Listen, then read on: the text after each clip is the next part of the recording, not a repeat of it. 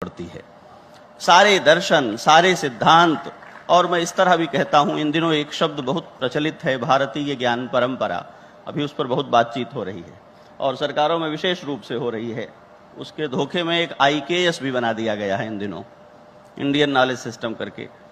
तो जो भारतीय ज्ञान परंपरा है, यदि उसको हमें ठीक ठीक पहचानना है और किसी एक आचार्य में पहचानना है, तो भगवत्पाद शंकराचार्य उसके एकमात्र प्रमाण हैं।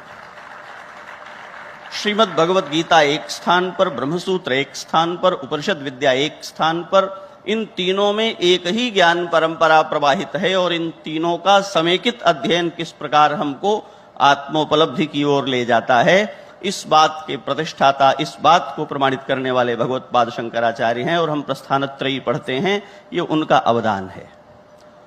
इसी प्रकार अद्वैत की निष्ठा में सारे सिद्धांतों को निरूपित करते हुए भी एक बात जो कही जाती है हमारे यहाँ, आचार्यत्व मातृवत होता है। जैसे उसका कोई बालक, जैसे उसकी कोई संतान यदि दूध मात्र पी करके रहने वाला हो तो माँ उसे दूध पिलाती है। कोई ऐसा है जो चॉकलेट बिस्कुट से तृप्त होगा तो माँ उसके लिए वो प्रदान करती है। और कोई ऐसा है जिसकी आयु, जिसका स्वाद, जिसका पाचन विकसित हो गया है, तो माँ उसके अनुरूप रसोई में कुछ पका करके परोसती है।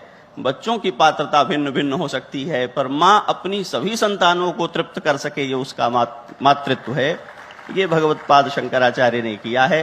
एक ओर अद्वैत की निगूढ़ जो पूरी ज्ञान राशि है उसका प्रतिपादन करते हैं, और दूसरी ओर उपासना के लिए भगवान के सभी स्वरूपों की, पंचदेव उपासना की प्रतिष्ठा करते हुए, क्योंकि जब श्रीमद् भगवत गीता में भगवान ने कहा कि दो निष्ठाएं हैं, ज्ञान की निष्ठा और कर्म की निष्ठा, और भगवत्पाद भाष्य करते हुए कहते हैं भगवान ने दो निष्ठाएं क्यों कहीं, क्योंकि एक ही व्यक्ति में एक काल में दोनों निष्ठाएं असंभव हैं।